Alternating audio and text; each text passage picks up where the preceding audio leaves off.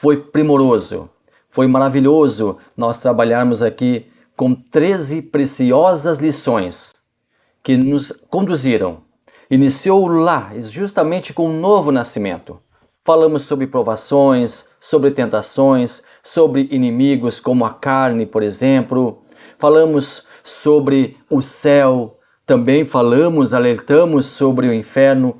Assuntos enriquecedores que nos ajudam a pontuar a nossa caminhada, que nos ajudam a delinear a nossa caminhada.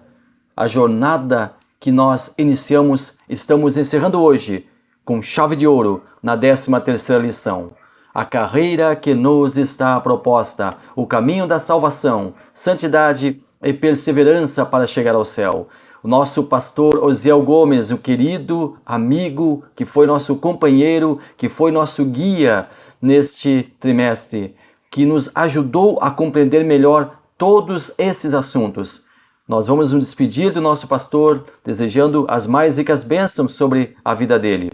Nós vamos nos despedir desse segundo trimestre, mas antes nós vamos falar sobre o nosso destino. Se nós iniciamos a caminhada, se nós iniciamos com o novo nascimento, é lógico que nós temos que culminar com a chegada ao nosso destino final. Qual será ele?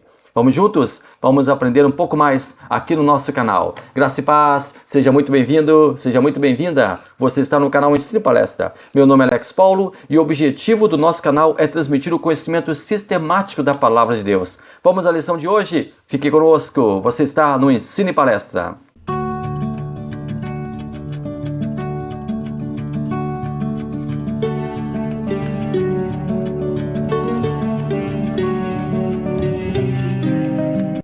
Lição 13, a cidade celestial. O nosso texto áureo está na carta de Paulo aos Filipenses, capítulo 3, versículo 20.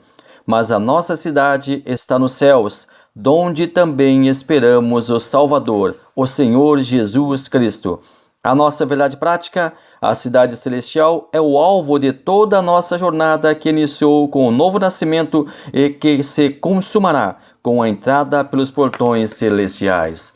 A nossa leitura bíblica em classe é extensa, está lá no livro de Apocalipse, capítulo 21, versículo 9 ao 14, depois vai para o capítulo 22 e engloba os versículos 1 ao 5.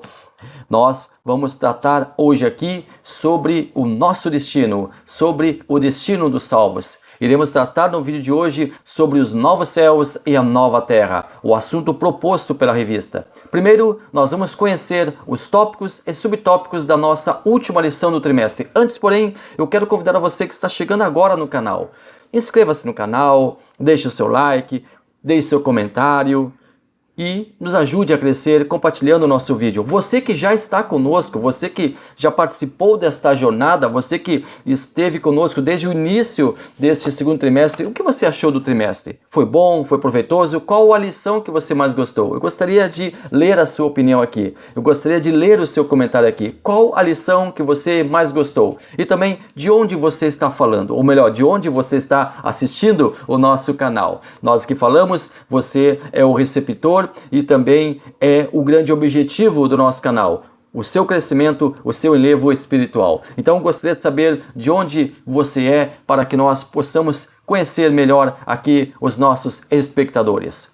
Bom, vamos então aos tópicos. Primeiro, o paraíso eterno. O que é o paraíso?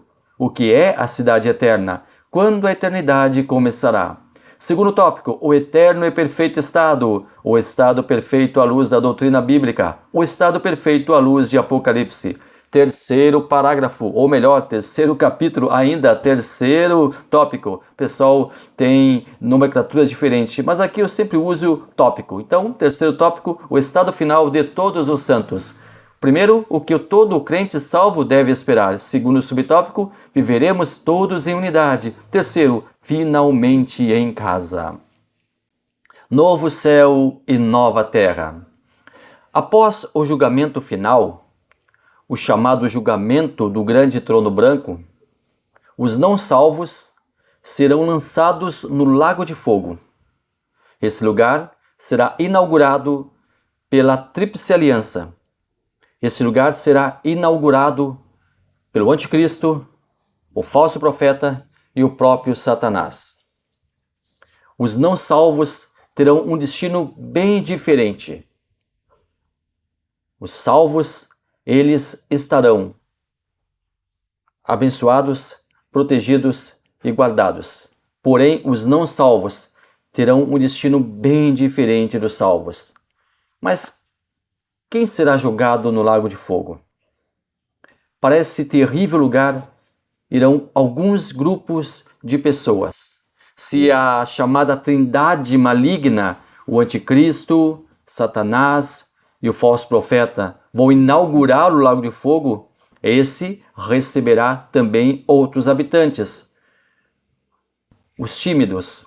E aqui timidez não se refere a uma pessoa que tem dificuldade em comunicar-se, ou uma pessoa que seja mais introspectiva, uma pessoa que seja mais reservada, não, nada disso.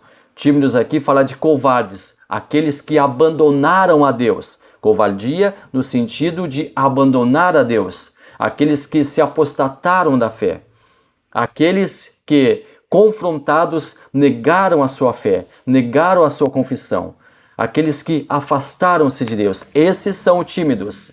Também nós teremos um outro grupo, os incrédulos, ainda os abomináveis, os homicidas, os fornicadores. E aqui fornicadores refere-se aos praticantes de todo e qualquer pecado sexual. Também um outro grupo, feiticeiros, outro idólatras e finalmente mentirosos. Quando surgirá este castigo eterno? Então surgirá este castigo eterno, depois do julgamento do grande trono branco. Agora, o lago de fogo estará habitado. Então a terra, o céu e a terra, eles serão destruídos e surgirão novos céus e nova terra. Segundo uma linha teológica, os atuais céus e terra serão transformados. Deus usará a matéria pré-existente para criar o novo céu e a nova terra.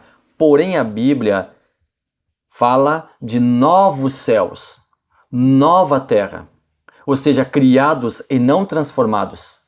E essa segunda linha teológica é bem melhor aceita. Nós podemos ler lá na segunda carta de Pedro, capítulo 3, versículo 7.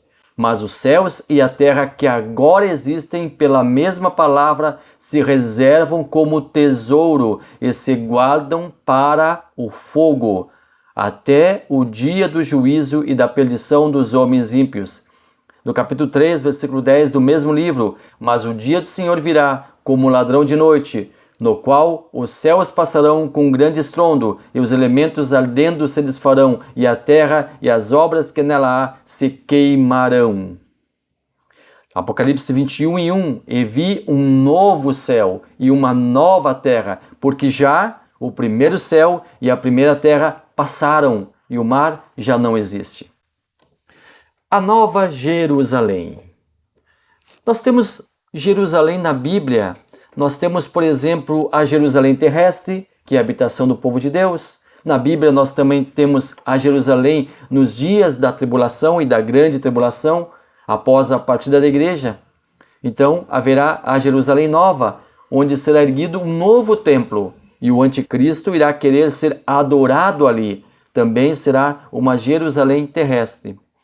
No milênio, nós teremos a Nova Jerusalém descrita pelo profeta Ezequiel. E, finalmente, após os novos céus e a nova terra, teremos a Nova Jerusalém, feita pelo próprio Deus. Por 3 vezes, o livro de Apocalipse cita uma cidade descida do céu. Apocalipse 13:12, anote aí.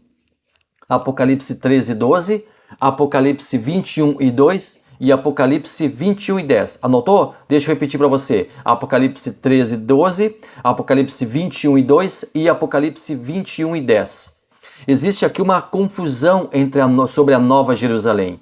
Muitos confundem a Nova Jerusalém do milênio, presente na visão do profeta Ezequiel, e a Nova Jerusalém pós novos céus e nova terra, presente na visão do apóstolo João.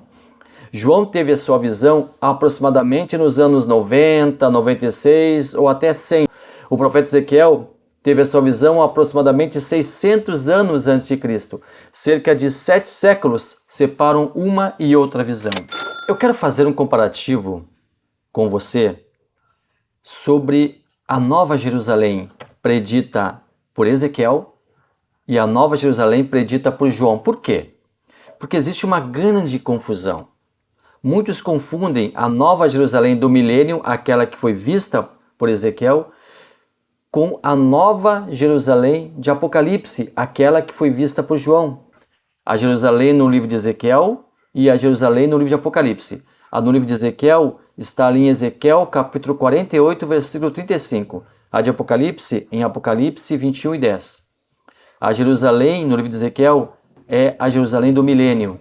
Em Apocalipse é a Nova Jerusalém depois da restauração e purificação da terra e céu. Ou seja, os céus e terra, como nós conhecemos, deixarão de existir e será feito um novo céu e nova terra.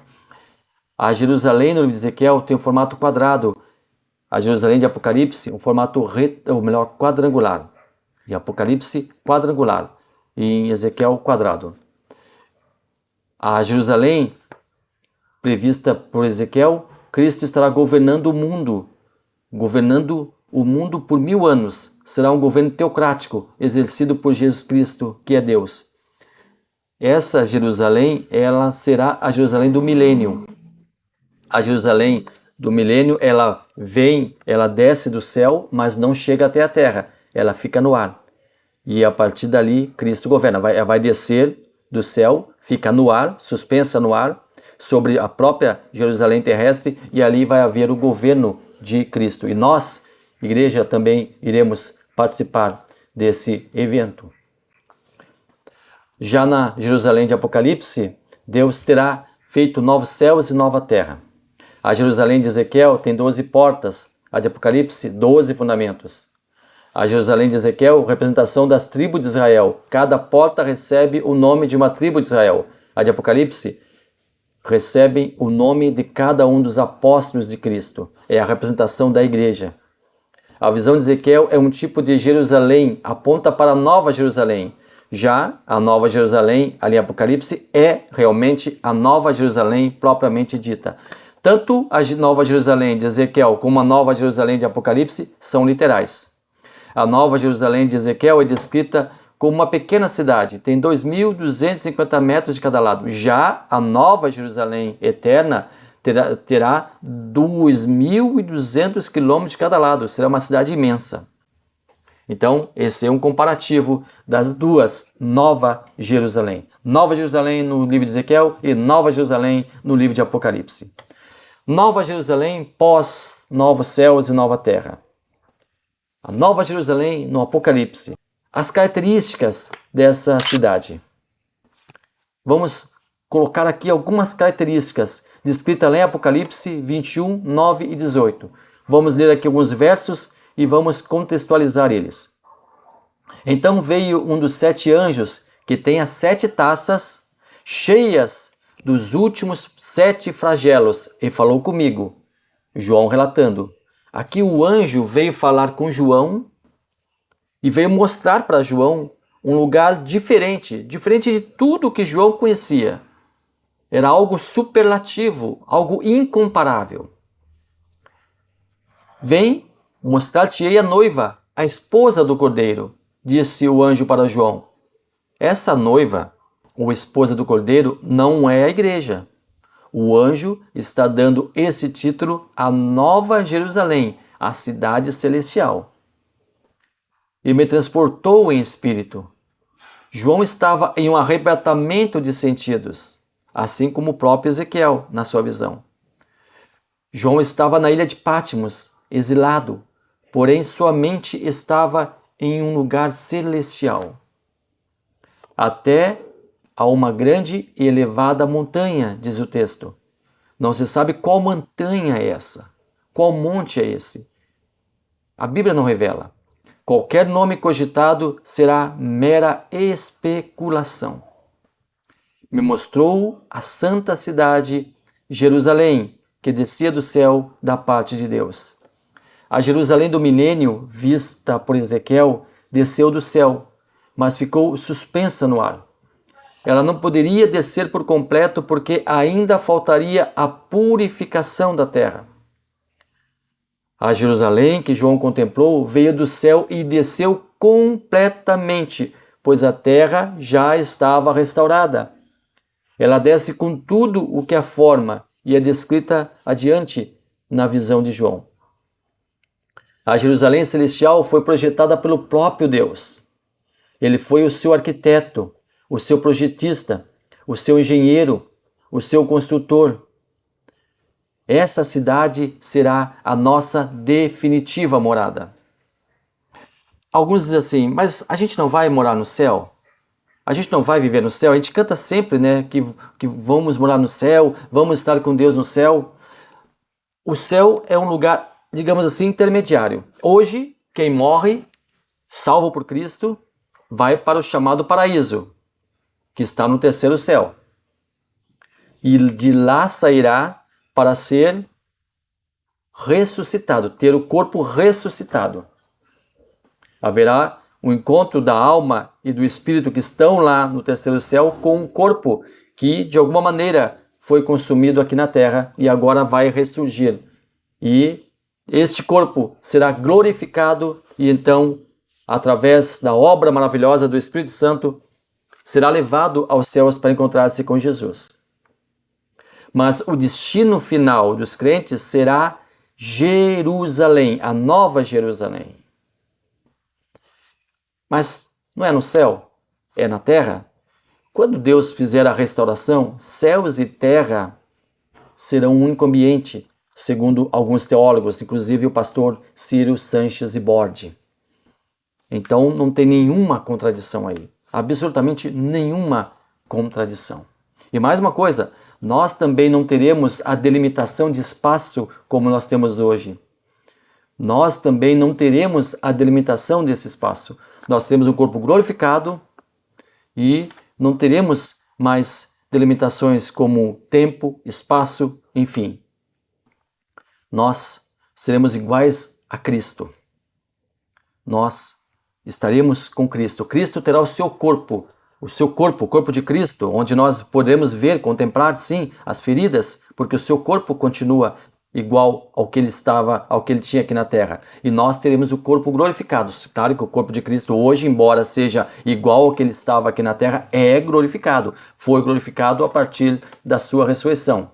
Enfim, até porque quando Cristo ressurge, você lembra, Cristo ultrapassa portas, Cristo ultrapassa paredes para falar com seus discípulos e ele já não tem mais, a partir então da sua ressurreição, as limitações. O seu corpo já estava em uma outra dimensão. E este corpo que nós teremos em outra dimensão também nos será presenteado a partir da nossa subida ao céu.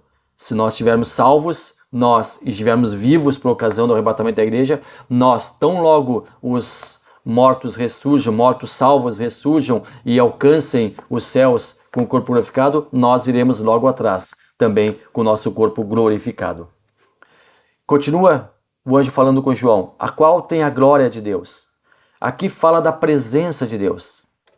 Assim como no passado, a sua presença era vista pelo povo através de uma nuvem, na nuvem que pairava sobre o arraial, você deve lembrar, Deus estará enchendo a cidade santa com a sua bendita presença.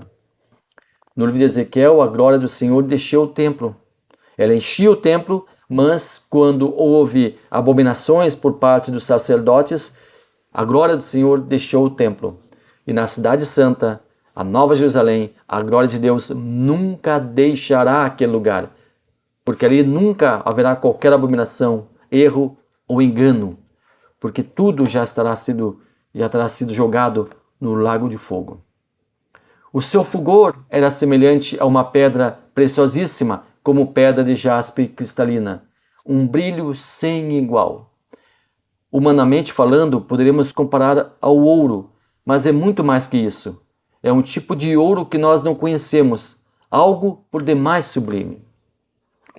Tinha alta e grande muralha. E aqui tem uma pergunta óbvia que vem à cabeça. Por que a Nova Jerusalém terá muralha?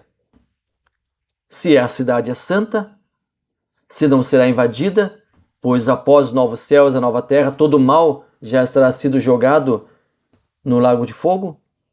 Algum perigo rondará a cidade? Certamente que não. Estaremos todos livres, todos nós livres de todo mal. O muro é a representação da segurança.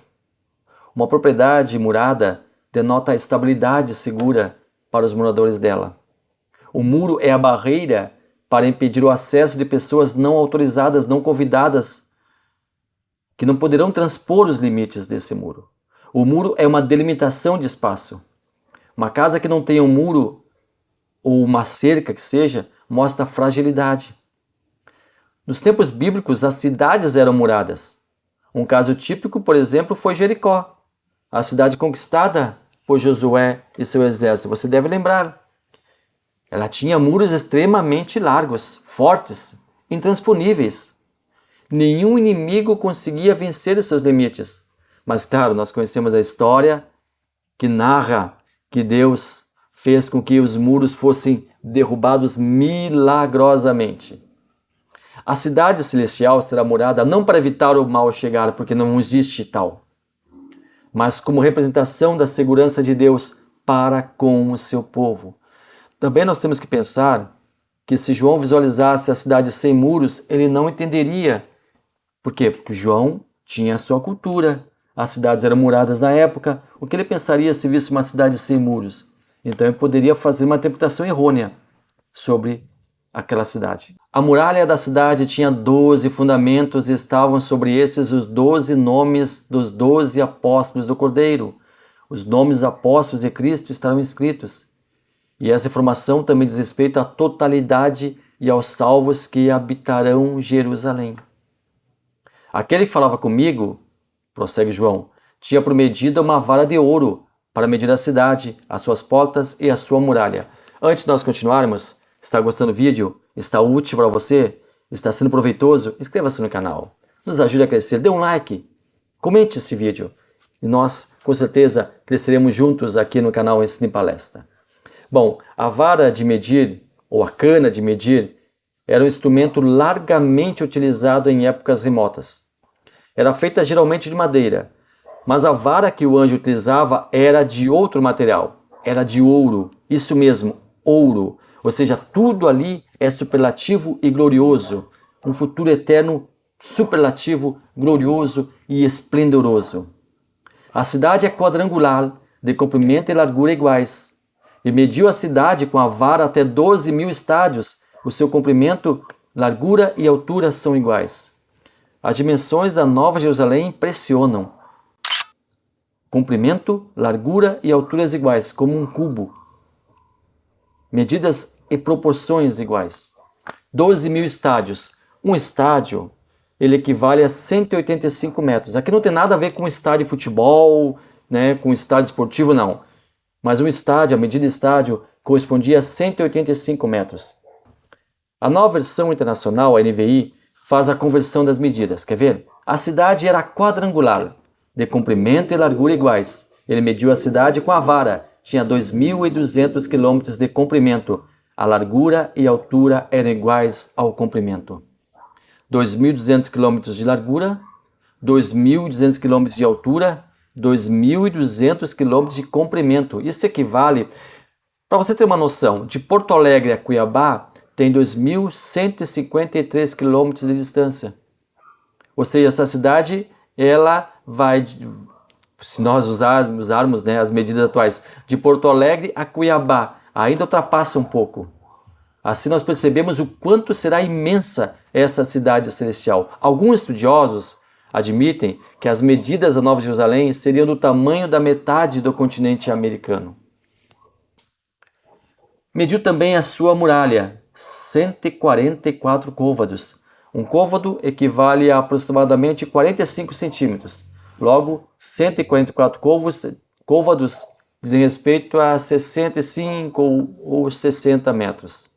A estrutura da muralha é de jaspe. O muro não será feito de areia, cimento e pedra. Será feito com material muitíssimo mais nobre, jaspe puro. também a cidade é de ouro puro, semelhante ao vidro límpido. Mas antes, ainda ficando aqui na muralha, repetindo então, 144 côvados, estrutura da muralha em jaspe, possuía 12 fundamentos e cada fundamento tinha o nome de cada um dos 12 apóstolos.